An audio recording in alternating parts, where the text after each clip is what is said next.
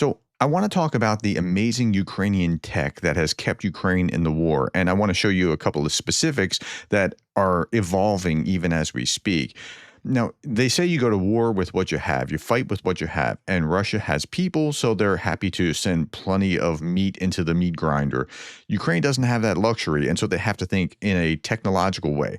Before I get to that, and I will get to that, I want to talk briefly about what's going on politically with Putin and showing up at Istanbul. He's not going. Like he said last night, I'm not going.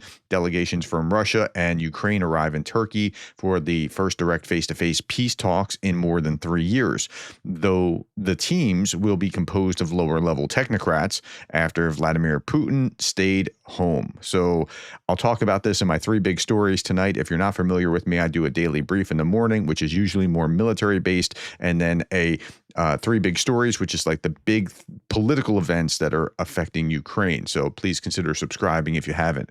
Okay, he calls Zelensky, this is Lavrov, calls Zelensky a pathetic man over his demand for Putin's presence in Istanbul, says the British are leading him through the jungle of international politics and warns Western capitalists are asking for confrontation with Russia. He adds, quote, with Trump, U.S. diplomacy has returned to normal. Dialogue is necessary. But, of course, Zelensky is a pathetic man. Okay. But Putin didn't show. And that's really what's happened. And that'll be the big thing in the 3 big stories tonight. I showed this yesterday, but it's worth repeating. Ukraine spy chief Kirilo Budanov told Kyiv Post that neither Putin nor his body double is likely to show up at tomorrow's talks in Turkey. Kind of a funny line. Budanov is the star of what we're going to be talking about today. Russia is quietly amassing forces near the front for a new offensive aimed at seizing more territory, according to CNN. Sure, but it already cost them a lot for the territory they seized, and I'll show you that. And we'll talk about where they're going to amass and how the Ukrainians are going to blunt that, or how they've been already setting up conditions to blunt that. U.S. officials say Putin seeks gains in eastern Ukraine, possibly even near Kyiv, despite U.S. calls for a 30-day ceasefire. Yeah, they want it. They're going to be massing in the east, and they're going to be massing above, like in Sumy, and trying to push from, I think, both simultaneously when the big fight comes. Russia bluffs about a truce. Putin is quietly preparing a major summer offensive to seize more Ukrainian land by force before he is pressured to give it up at the negotiating table. Okay, so yeah, I mean, he's on for the summer offensive. He's not trying to negotiate peace. As much as he was talking about peace talks in Istanbul, he doesn't really want peace. He wants to continue to fight. Okay, day over day, 1,220 Russians off the battlefield, 8 tanks, 13 armored fighting vehicles, 45 artillery systems, 165 vehicles and fuel tanks. And that's about the average for the month of May, 1,220 yesterday, 1,243 for the month of May. Okay, on the night of May 15th, Russia launched a drone attack on Ukraine with 110 drones from multiple directions. Total 62 Shaheds shot down, 29 decoys failed to hit their targets. Okay, again, 110 drones just before the Istanbul talks, 91 neutralized. Strikes damaged homes, schools, shops, and cultural sites in 5 Oblasts, but no casualties were confirmed as emergency crews extinguished fires. So, I mean, hitting residential homes is not a military object, but this is the way that the Russians roll. Okay, now, I promised you that I would talk about Ukraine's amazing tech. Like they really do have some amazing stuff. And so let's start before that talking about how their tech has helped blunt things on the battlefield. So it now cost Russia 17,000 casualties to capture a mere 100 square kilometers. Here's what 100 square kilometers looks like. It's about 20% the size of America's Lake Tahoe. It's the island of Malta. And just to give you some perspectives here, 73% of the Denver airport. So the Denver airport and the outer rings around the Denver airport is 100 square kilometers. I've flown to Denver, so I understand the context here. And come on, like that's what that costs now, 17,000 casualties. Now, there's another one from the ISW talking about over the past 16 months. That's 16 months, well over a year, as Russian forces seized the initiative. Moscow took 1,827 square miles of Ukraine, an area smaller than Delaware, according to the data from Institute for the Study of War, measuring, And so over that period, the U.S. government also estimates that Russia lost more than 400,000 troops to death or injury, a high cost for wresting control of less than 1% of Ukrainian territory. So Delaware is this tiny little state in the United States, if you're not familiar with it, and Ukraine's roughly the size of Texas. So that's what, to put it in perspective, and it cost Russia 400,000 soldiers in the process. So I see comments like this. By the way, I'm trying to put things back out on Rumble. So if you're on Rumble, come and subscribe. But I put this out yesterday, and I then had this comment. Will Russian leaders show up to avoid total defeat? Sigh. In case you haven't notices? Notice.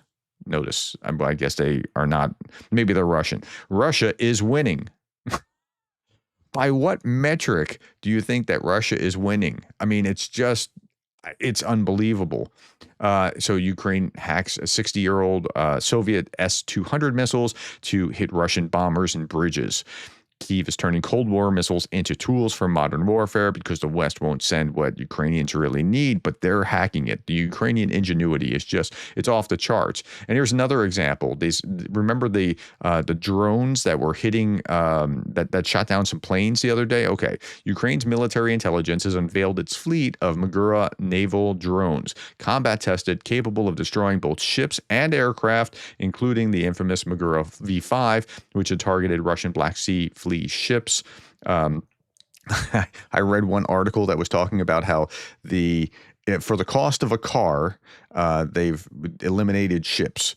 Now, it would be the cost of like a Bentley, a $250,000 car. Still, the scale for eliminating their ship is just amazing, which had targeted Russian Black Sea fleet ships, the multifunctional V6P and the V7, the first drone to destroy a combat aircraft. Over 2 years, Magura drones have hit 17 Russian targets, with 15 destroyed, including Su-30 jets, M8 helicopters, and major warships like the Sergei Kotov and the Caesar Kunikov. Okay, a little bit more about these. The series includes the Magura 5, killer of Russian Black Sea fleet ships, Magura V6P, multifunctional platform, Magura 7, missile-carrying drone, and Magura 7 equipped with combat machine gun modules. So the damage caused to the enemy is estimated at more than $500 million. That's billion with a B, US dollars. That's pretty amazing. Okay. The drone can be used for spying, striking targets, even suicide missions. It's armed with missiles, machine guns, cameras that work day and night. It can travel up to 800 nautical miles and stay active for up to 7 days. It uses satellite control, can resist electronic jamming, and carries up to 650 kilograms of weapons. Okay, that's pretty powerful, but that's just on the Black Sea. And here's some images of this, and here's, that looks pretty tough. And here's Budanov, and yeah, okay. So, but that's just on the Black Sea. Let's talk about what's going on in the battlefield and what's going on behind the battlefield's front lines, because that's what's important here. But in Bakrov's direction, Ukrainian defenders stopped 46 Russian assaults day over day. And now we have to look at other places too. And shortly, we're going to need to really look at other places like Konstantinivka. It's a 230-kilometer pocket that's likely to be lost. And at that point, there may be little the AFU can do to change the outcome. Konstantinivka is located in a valley and may not be able to offer the same level of resistance relative to its size as Toretsk or Chasiv Yar. So just keep your eye on Konstantinivka. It's a tough fight there. And again, I would also say keep your eye on what's going on around Sumy, because that's where the Russians, I think, are going to be coming in from the north in the next big fight. Okay.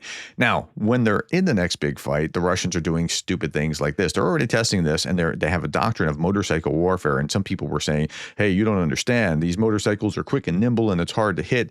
Yeah, there's not really a lot of protection. So this is a Russian assault motorcyclist versus minefields. Well, that's kind of problematic. And here's the start. That's not even drones going to get them. Okay, I'm not going to show the rest of that. So Anton Goroshenko posted this in a relatively new so-called biker tactic has emerged among Russian forward units. This is partially because the Russian stocks of heavy military equipment have been partially depleted, and they have much less capacity to form columns of tanks or armored combat vehicles than they did last year or at the beginning of the full-scale invasion. But it's also due to the Russian search for new tactical methods of organizing meat assaults. So, sure, send a bunch of them on bikes. Some of them will get through, right?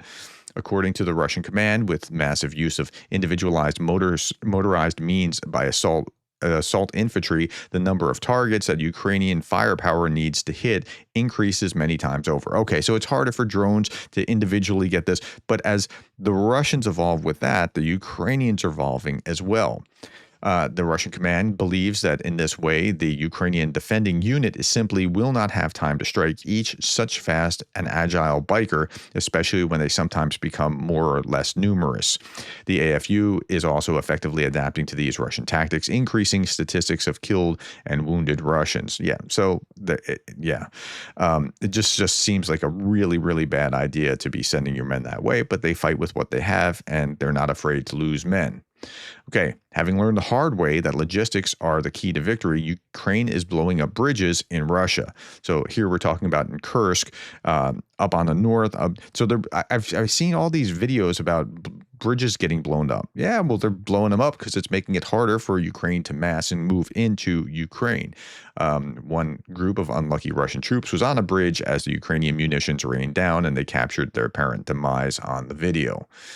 Okay, now, other things that are happening despite the full weight of Russia's influence, operations, cash, and propaganda, the Russian takeover of Romanian government is now faltering, with the Kremlin-backed candidate falling behind in the polls as Romanians understand what's going on. So this guy, Simonyan, was the Russian-backed candidate, and he won I'm not sure if I'm using the right word. He won the most votes, but he did not win a majority.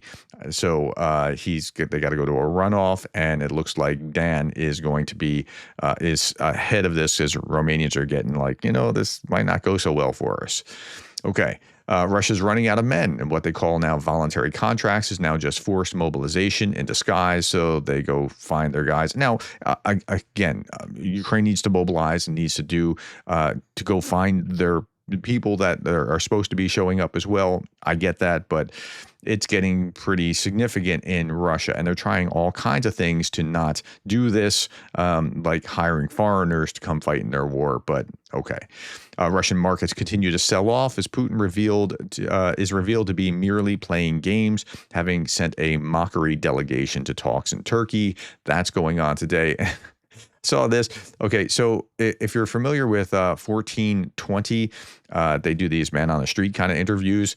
The comment here is, bro didn't want to go to the gulag. They're asking him the question, we'd like to know what you think about Putin. And he's like, let me look around. Anybody looking at me? I'm not sure I want to say anything. What do you mean, Putin? We're in the center of St. Petersburg, he says.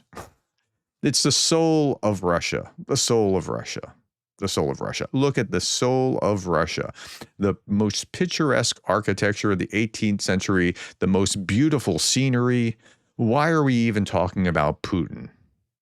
And then he ghosts them. Well, I mean, there's an incentive to do that so that you're not, taken to the meat grinder in Ukraine.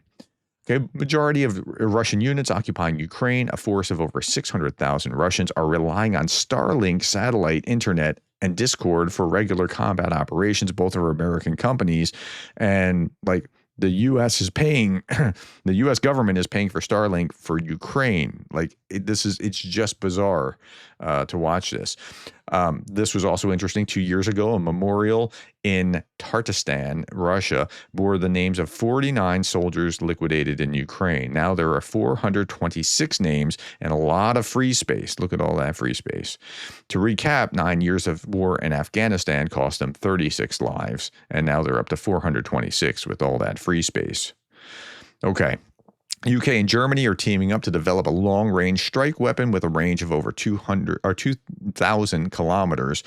Also on the table, joint torpedo procurement and German purchase of British military bridges. While we're talking about the Germans, I saw this. Somebody sent this to me. I was not familiar with the military show. And I saw this.